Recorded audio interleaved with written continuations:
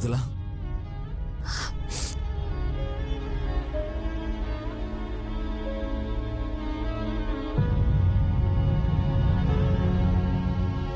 చెప్పండి మధు గారు. నాకే దుఃఖం ఆపుకోలేక కన్నీళ్ళు ఆగట్లేదు మృదుల. నువ్వెందుకు ఆపుకోవడానికి ప్రయత్నించి కష్టపడతావు? ఎందుకు ఇలా జరుగుతుందో మధు గారు. రెండు కుటుంబాలు కలిసి అందరూ సంతోషంగా ఉంటారనుకుంటే ఇప్పుడు తరుణ్ అన్న పెళ్ళే వద్దంటున్నాడు. అదే జరిగితే కుటుంబం ఇంకా ముక్కలైపోతుంది. దానికి కూడా నేనే కారణం అంటారు మధు గారు. అసలు నేనేం పాపం చేశాను? ఒక ఆడపిల్ల తన భర్తతో కలిసి బతకాలనుకుంటే ఎన్ని కష్టాలు వస్తాయా? ఎన్ని నిందలు మోయాల్సి వస్తుందా? మీతో కలిసి బతికే హక్కు నాకు లేదా మధు గారు?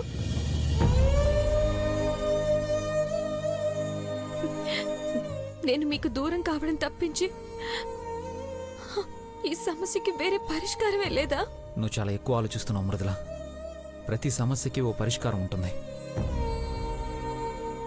ఇన్నాళ్ళు వాటంతట అవే చక్కబడతాయని ఓపికగా ఎదురు చూశాం. కానీ జరగదని తేలిపోయింది కదా. ఇప్పుడు మనమే పరిష్కరించుకుందాం. ఎలా మధు గారు? మనిద్దరం అందరికీ దూరంగా వెళ్ళిపోతున్నాం.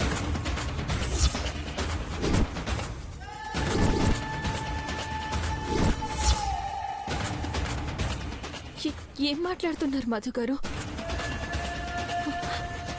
మీరు అమ్మగారికి దూరంగా ఉండడం పరిష్కారమా? ఇప్పుడు మాత్రం దగ్గరగా ఎక్కడున్నాం మృదుల? మనిషి దగ్గరగా ఉన్నంత మాత్రాన దగ్గరగా ఉన్నట్టు కాదు కదా.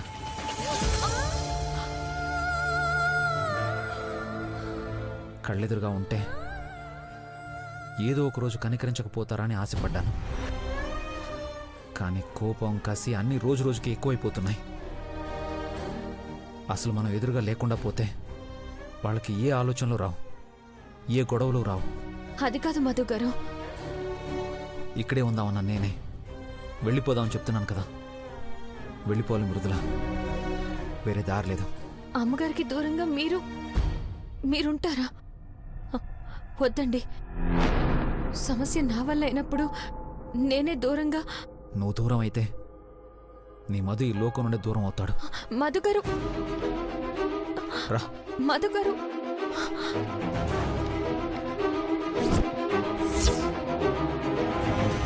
నానా, ఏమైందిరా? చెప్తాను నాన్న.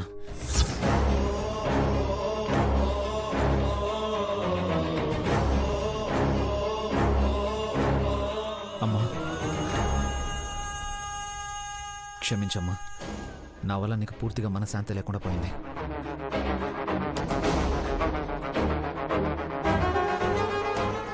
కానీ నేనైతే ఏ తప్పు చేయలేదమ్మా. నిన్ను బాధ పెట్టాలన్న ఉద్దేశంతో నేను ఏ పని చేయలేదు. నా గొంతులో ప్రాణం ఉండగా చేయను.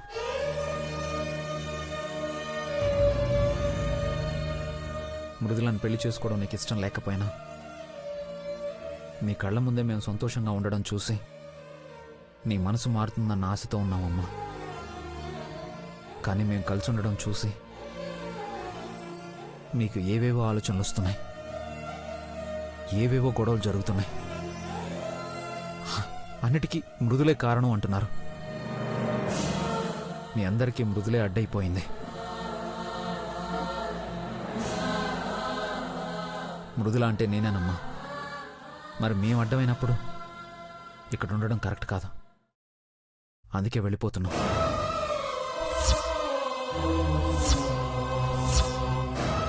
మధు గారు, పిచ్చి పట్టిందారా నీకు? దాని కారణంగా జీవితాలు నాశనమైంది సరిపోదా? నువ్వు కూడా వదిలి వెళ్తానంటావా? మరేం చేయమంటావమ్మా? మృదులను వదిలేయమంటావా? అంతకన్నా నా ప్రాణాలను వదిలేమా?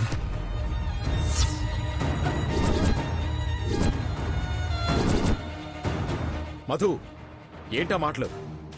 ఇంకేం మాట్లాడాలి నాన్న? అసలు నేను మృదులాన్ని పెళ్లి చేసుకోవడం తప్పు కాదంటుంటే అసలు ఈ పెళ్లికే సంబంధం లేని అత్త మీద ఎందుకు కోపం? ఎందుకు పుట్టింటికి వెళ్ళనంటుంది? ఏమైనా అర్థం ఉందా? నిజంగా ఇందులో అమ్మ వాళ్ళ తప్పేమీ లేదమ్మగారు. మా పెళ్లి గురించి మీకెంత తెలుసో వాళ్ళకే అంతే తెలుసు. మా మీద కోపం వాళ్ళ మీద ఎందుకు చూపిస్తారు? మీకు దండం పెడతాను, వెళ్ళండి అమ్మగారు. ఆపవే నీ నాటకాలు. ఆ రోజు నా పుట్టింటికి నన్ను దూరం చేశావు. ఈ రోజు నా బిడ్డను నాకు దూరం చేస్తున్నావు కదా. అమ్మా చాలు. నీ బిడ్డను నీకు దూరం చేయాలి అనుకున్నదైతే ఇన్నాళ్ళు ఈ అవమానాలన్నీ భరిస్తూ నీ కాళ్ళ దగ్గర పడుండేది కాదమ్మా. పాపం నా కోసం, మన కుటుంబం కోసం అన్నీ భరిస్తూ వచ్చింది. ఇంక నువ్వు కసురుకోవడాలు, తన పడ్డాలు ఇవేవి వద్దమ్మా. నీ కంటికి కనబడినంత దూరంగా వెళ్ళిపోతాం. ఇక ఏ చిరాకులు, కోపాలు ఉండవు.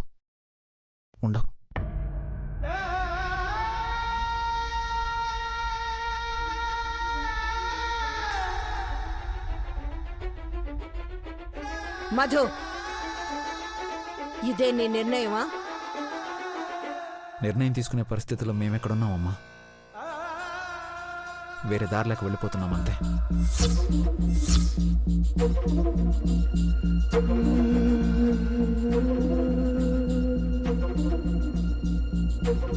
నానా, రే మధు, ఎక్కడికి వెళ్ళిపోతావు? నిన్ను దూరం చేసుకుని మీ అమ్మ మాత్రం ఉండగలదనుకున్నావా? బ్రాహ్మణి, మాట్లాడేంటి? వెళ్ళొద్దని చెప్పు. అమ్మ ఉండమని చెప్పదు నాన్న. అయినా ఎందుకు నాన్న బాధపడుతున్నారు? ఆ రోజు మేము బయట వర్షంలో తడుస్తుంటే తట్టుకోలేక అమ్మను ఒప్పించి లోపలికి తీసుకొచ్చారు. బయట వర్షం కురుస్తుందని లోపలికి వస్తే లోపల నిప్పులు కురుస్తున్నాయి నాన్న.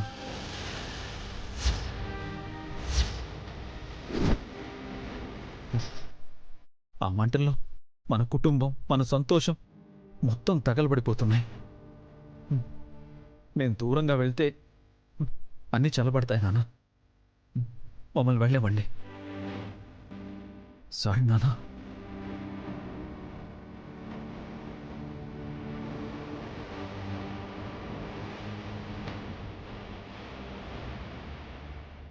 సారీరా, ఏమీ చేయలేకపోతున్నా.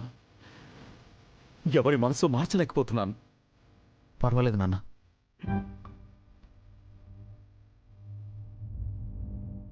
మృదులా, అన్నయ్య, పద.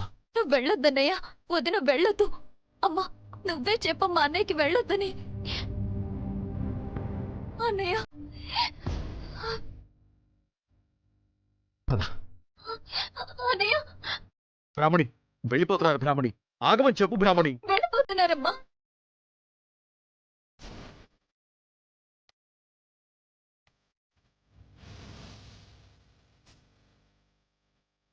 ఇప్పుడు పంతంలో ఉన్నా వాడు ఒక్క పూట కనిపించకపోయినా నువ్వు ఉండలేవు. ఒక్కగానొక్క కొడుకు బ్రాహ్మణి, దూరం చేసుకోవద్దు బ్రాహ్మణి. నా మాట విను బ్రాహ్మణి. ఆపు బ్రాహ్మణి.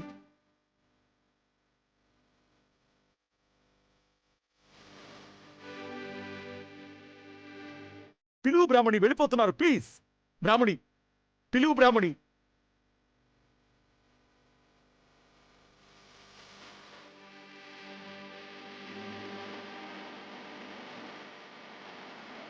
పిలువు బ్రాహ్మణి, వెళ్ళిపోతున్నారు. ప్లీజ్. ప్లీజ్ అమ్మా.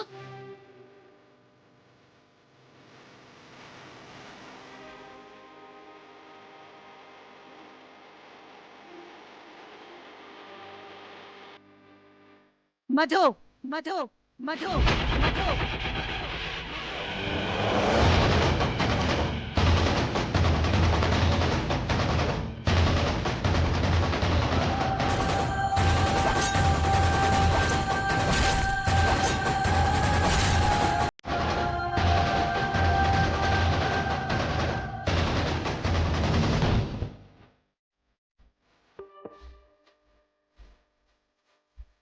తరుణ్కి కాల్ చేసి నేను పెళ్లికొస్తున్నానని చెప్పు.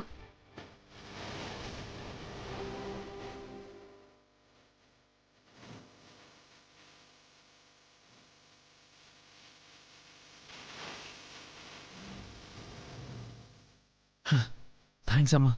Thank you so much. Thanks అమ్మగారు.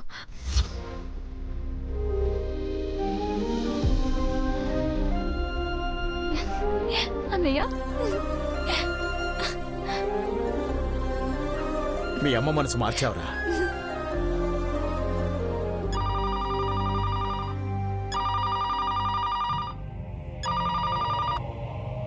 హలో, అన్నయ్య, నేను మృదులని.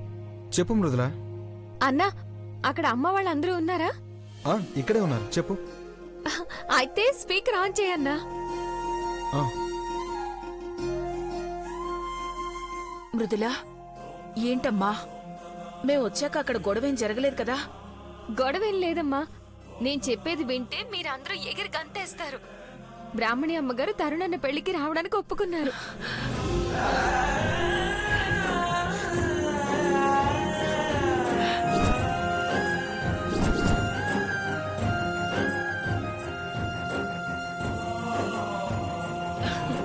ఏంటమ్మా నువ్వు చెప్పేది నిజమా? నిజంగా వదిన పెళ్లికొస్తుందా? నిజమమ్మా. ఇదిగో మీ అల్లుడు గారే ఒప్పించారు. కావాలంటే ఆయనతోనే మాట్లాడండి. అవునత్తయ్య, అమ్మ పెళ్లికి రావడానికి ఒప్పుకుంది. మీరు ఇంకే టెన్షన్లో పెట్టుకోకుండా పెళ్లి పనులు కానివ్వండి. అలాగేనయ్యా, చాలా సంతోషంగా ఉంది. సరే అత్తయ్య.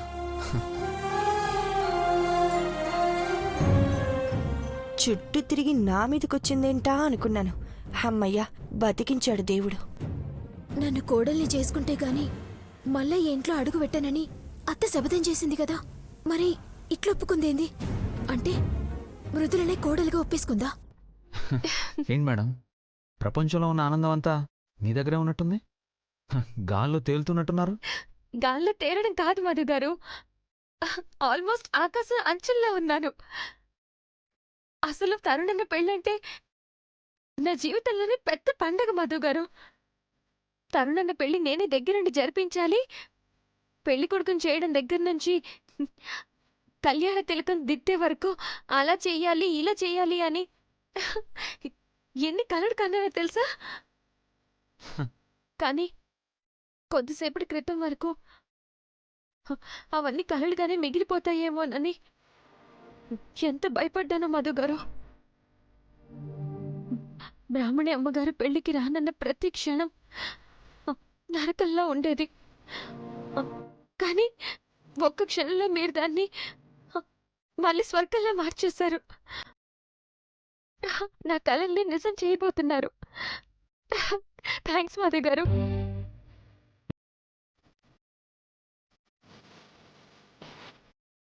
అంతేనా?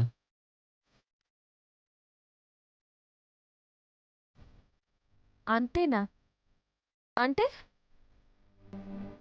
అంటే ఓన్లీ థ్యాంక్స్ అయినా ఇంకేం లేదా అని. కామినేని ఫ్యామిలీ అంటే ఆహా ఓహో కత్తి ఖతర్నాక్ అన్నారు కదా. మరి సింపుల్గా షేక్ హ్యాండ్ ఇచ్చి చేతులు దులిపేసుకుంటున్నారేంటా అని. చెయ్యి చెయ్యి కలిసేది చేతులు దులుపుకోవడానికి కాదు. ఆహా, మరి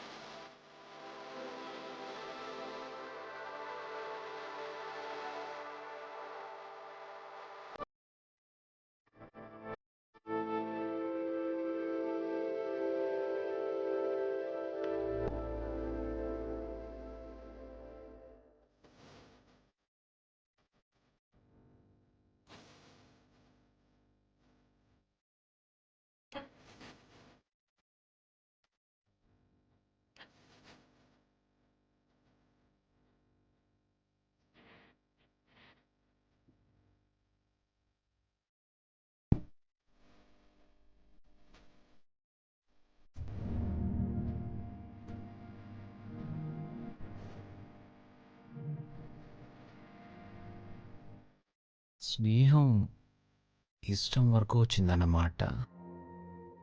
మరి ఆ ఇష్టం ప్రేమ వరకు ఎప్పుడు వస్తుందా?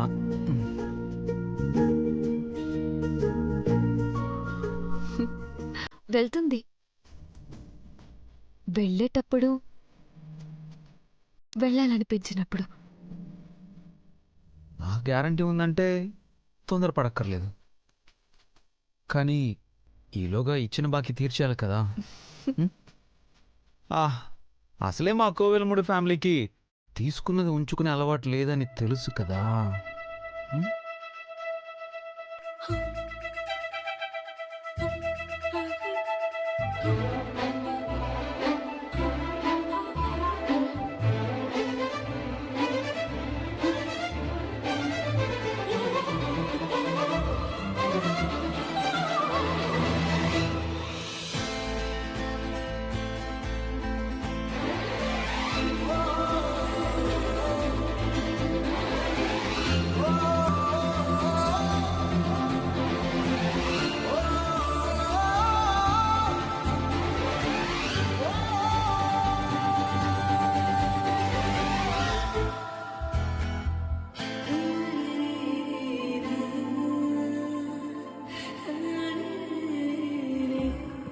అన్నయ్య నేనే చూడలేదు. ఇదొక్కతి అల్లారం పెట్టుకొచ్చినట్టు కరెక్ట్గా టైంకి వచ్చేస్తుంది, పానకంలో పుడకలాగా. తనయ్య ఏం లేదు. అన్నయ్య, ఏంటి సిస్టర్? అత్తయ్య వాళ్ళ ఇంటికి ఈ రోజే వెళ్దాం అనుకున్నాం కదా, ముహూర్తం బాగోలేదంట, రేపు వెళ్తున్నాం. బట్టలేమీ సర్దుకోనక్కర్లేదని చెప్పడానికి వచ్చాను. అంతే కదా. సరే అన్నయ్య, బాయ్ వదినా. అన్నయ్య బాయ్ బాయ్. బాయ్.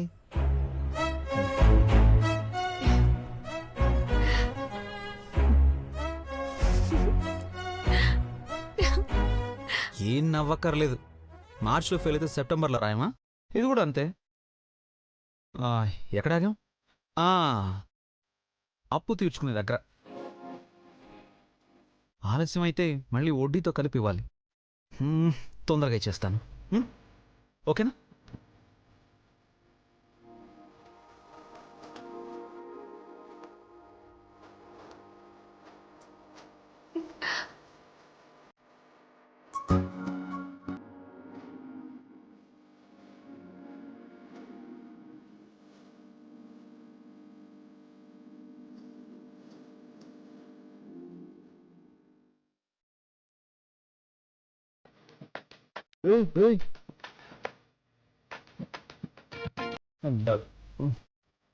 కొన్ని ఎమోషన్స్ మధ్యలో బ్రేక్ అయితే ఆ ఫీల్ థ్రిల్ ఉండవు.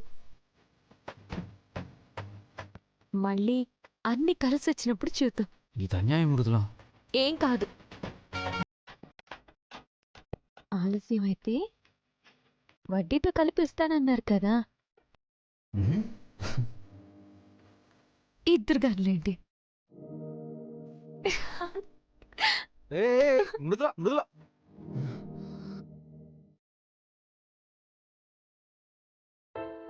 స్నేహం పాస్, ఇష్టం పాస్,